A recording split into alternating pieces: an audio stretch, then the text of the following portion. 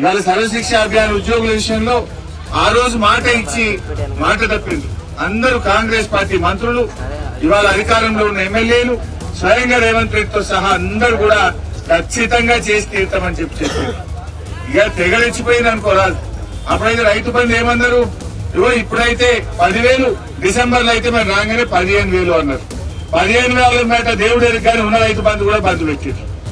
ఆశా వర్కర్లకు 18,000 జీతం ఇస్తామని చెప్పి మాట ఇచ్చింది. ఉద్యోగ భద్రత ఇస్తామని చెప్పింది. మొన్న ఆశా వర్కర్లు కోటిలో రిప్రజెంటేషన్ ఇవ్వడానికి పోతే మీరు టీవీలో చూసుంటారు. పోలీసులు ఏ రకంగా ఆశా వర్కర్లను ఎగిరెగిరి కొడుతున్నారో. ఇది ప్రజాపాలన. ఏది నీ ప్రజాపాలన? మా ఎస్ఎస్ఏ ఉద్యోగులు 14 రోజుల నుంచి వాళ్ళ తల్లిదండ్రులు పిల్లలతో సహా ధర్నాలు చేస్తున్నారు. వంట వార్పు పెట్టుకుని ధర్నాలు చేస్తున్నారు. రకరకాల రూపాల్లో నీ దృష్టిని ఆకర్షించే ప్రయత్నం చేస్తే మొద్దు నిద్రపోతున్నావా?